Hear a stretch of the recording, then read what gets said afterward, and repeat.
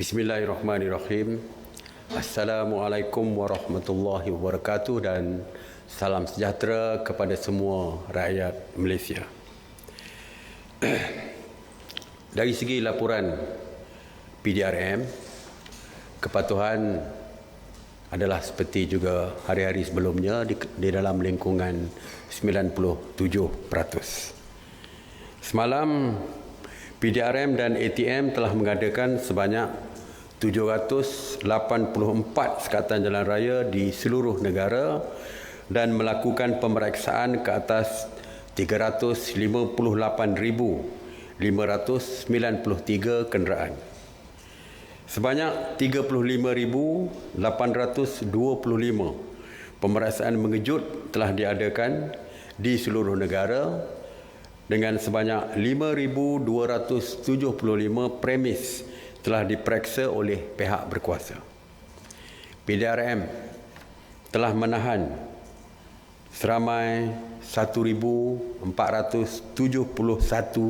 individu yang engkar perintah PKP ini, yang merangkumi 949 individu yang telah pun dikenakan kompaun sebanyak RM1,000. Manakala seramai 503 individu direman dan 19 individu dijamin polis. Jika dilihat daripada segi jumlah tangkapan, ianya terus bertambah.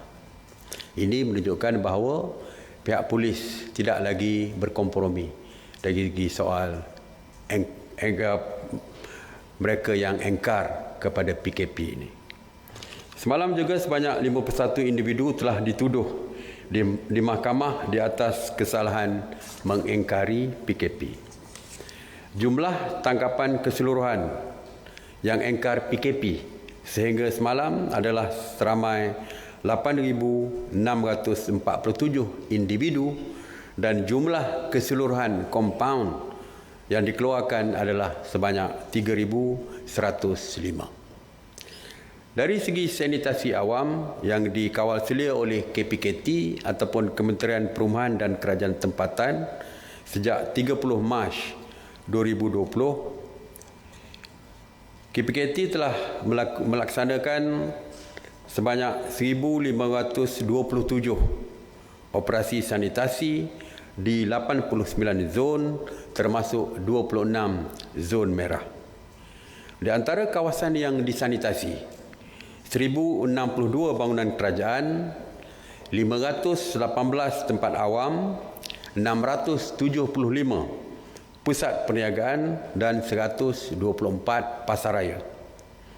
Semalam, sebanyak 114 operasi sanitasi meliputi 43 zon di 12 negeri termasuk 33 kawasan di Johor dan 19 kawasan di Pahang, yang di mana sebanyak 75 bangunan kerajaan, 36 tempat awam, 76 pusat perniagaan dan 5 pasaraya yang telah pun disanitasi.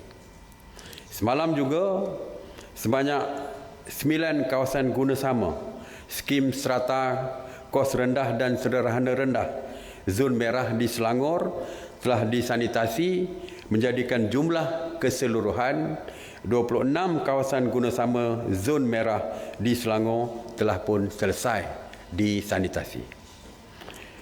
Semua projek perumahan rakyat ataupun PPR di zon merah dan zon kuning di seluruh negara telah selesai disanitasi yang melibatkan 37,686 unit rumah. Mengenai pusat kuarantin, sebanyak 174 pusat kuarantin telah beroperasi berbanding 163 pada hari sebelumnya, yang mana 13,575 individu sedang menjalani proses kuarantin wajib. Semalam, seramai 390 rakyat Malaysia telah pulang ke tanah air dan telah pun dikuarantin secara wajib. Ramai yang melahirkan kebimbangan tentang kawalan kita di sempadan terutamanya di jalan-jalan tikus. Kita mendapat laporan daripada pihak PDRM, ATM dan juga APM bahawa kita sentiasa mengawal pintu sempadan kita, terutamanya jalan-jalan tikus yang digunakan oleh pendatang tanpa izin untuk memasuki negara kita. Seperti kita tahu, sempadan kita telah pun ditutup kepada kemasukan semua warga asing, dan jalan-jalan tikus juga kita sentiasa memantau untuk memastikan tiada warga-warga asing yang menyelundup masuk ke negara kita. Tindakan tegas pastinya akan diambil kepada mana-mana warga asing yang memasuki negara kita melalui jalan-jalan tikus ini. Setakat hari ini, tiada pencerobohan daripada warga luar yang dikesan yang memasuki negara kita melalui jalan-jalan tikus yang saya sebutkan tadi. Pengawalan bukan saja di jalan-jalan tikus, tetapi pengairan negara juga dikawal dengan ketat bagi mencegah pencerobohan melalui laut, termasuk juga kepada bot-bot nelayan negara asing yang banyak menceroboh ke negara kita. Tentera Laut Diraja Malaysia ataupun TLDM bersama dengan Agensi Penguatkuasa Maritim Malaysia iaitu APMM akan mengambil tindakan setegas-gasnya untuk menghalang pemasukan mereka, dan kita bersetuju di dalam mesyuarat pagi tadi bahawa tindakan mengusir mereka keluar daripada perairan kita akan dilakukan. Bagi rakyat kita yang terkandas di luar negara, kita meminta supaya mereka menghubungi kedutaan Malaysia yang terdekat. Kementerian Luar Negeri, Kementerian Luar Negara iaitu Wisma Putra sentiasa komited di dalam memastikan kebajikan mereka diberikan keutamaan. Walau bagaimanapun, urusan untuk membawa rakyat kita pulang tertakluk kepada negara-negara yang terbabit di mana mereka terkandas.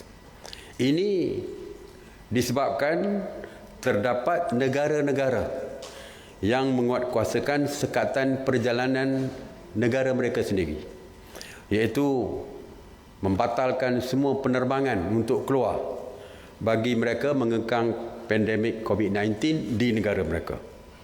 Oleh itu, tidak semua yang kita boleh membawa pulang.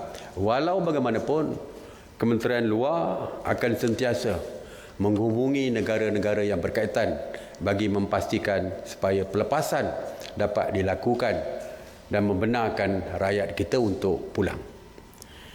Sekiranya pihak kerajaan diberi kebenaran untuk membawa pulang rakyat Malaysia, kos membawa pulang perlu ditanggung oleh individu yang berkaitan, dan penerbangan khas pulang akan diuruskan oleh Kementerian Pengangkutan.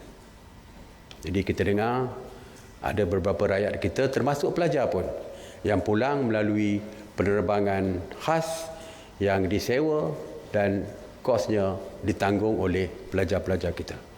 Tetapi seperti biasa, saya menasihatkan supaya kalau boleh tinggal di negara tersebut, lebih baiklah tinggal di negara tersebut sehingga keadaan kembali pulih seperti biasa. Tuan-tuan dan puan-puan, beberapa hari isu yang berlegar di negara kita mengenai isu kedai gunting rambut. Seperti saya sebutkan di dalam PC saya 2 hari berturut-turut, bahawa kerajaan sentiasa mendengar pandangan rakyat. Dan kerajaan telah pun mendengar pandangan rakyat. Kerajaan juga mendapat nasihat daripada pakar-pakar tertentu. Kerajaan juga mendengar pandangan daripada badan-badan bukan kerajaan ataupun NGO mengenai perkara-perkara seperti ini. Sehubungan dengan itu, Yang Amat Berhormat Perdana Menteri Tan Sri Muhyiddin Yassin telah membuat keputusan, iaitu operasi kedai gunting rambut, salon kecantikan dan kedai cermin mata di seluruh negara tidak dibenarkan beroperasi sepanjang tempoh PKP ini dilaksanakan. Jadi saya kira ini menjawab segala persoalan yang ditimbulkan oleh rakyat. Maka Yang Amat Berhormat Perdana Menteri sendiri telah memutuskan bahawa tidak ada lagi isu yang berkaitan dengan soal kedai gunting rambut dan sebagainya, kerana ianya tidak dibenarkan beroperasi sepanjang PKP dilaksanakan.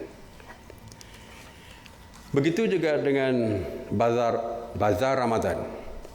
Keputusan Perdana Menteri bahawa semua bentuk bazar Ramadan tidak dibenarkan beroperasi di seluruh negara sepanjang tempoh PKP ini dilaksanakan.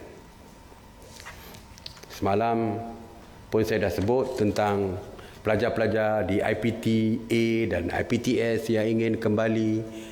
Walaupun saya telah sebutkan dalam PC yang lepas, tapi masih ada rayuan dan sebagainya. Kita juga, seperti saya sebut, kita mendengar pandangan daripada pihak Kementerian Kesihatan, kita mendengar pandangan daripada PDRM dan sebagainya. Maka kita memutuskan bahawa pelajar-pelajar di universiti ataupun IPTA, IPTS diminta terus kekal di universiti masing-masing.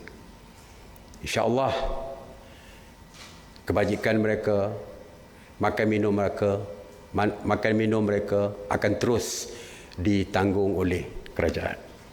Jadi saya harap tidak timbul lagi perkara-perkara yang saya bangkitkan tadi. Jadi semua keputusan ini adalah berdasarkan kepada tindakan ataupun usaha bagi memastikan usaha kita untuk memutuskan rantaian dan membendung penularan COVID-19 ini berjaya. Dan begitu juga kita juga tidak mahu berlaku pergerakan secara besar-besaran yang tentu saja akan menyukarkan pemantauan pihak polis untuk menjaga supaya pergerakan besar-besar ini mungkin jika dibenarkan akan menjadi kluster baru, iaitu untuk penularan baru bagi COVID-19 ini. Jadi saya harap rakyat semua, pelajar-pelajar semua faham tentang tindakan ini, kerana tindakan ini adalah untuk menjaga kepentingan mereka dan kepentingan keluarga mereka atau masyarakat di sekeliling mereka apabila mereka pulang ke kampung. Jadi itu saja yang saya nak umumkan hari ini. Terima kasih sekali lagi, dan seruan biasa saya setiap hari adalah terus tinggal di rumah bagi memastikan keselamatan diri sendiri, keluarga serta masyarakat di sekitar kita. Stay home, stay safe. Terima kasih. Assalamualaikum warahmatullahi wabarakatuh. Soalan? Kalau tak ada, terima kasih.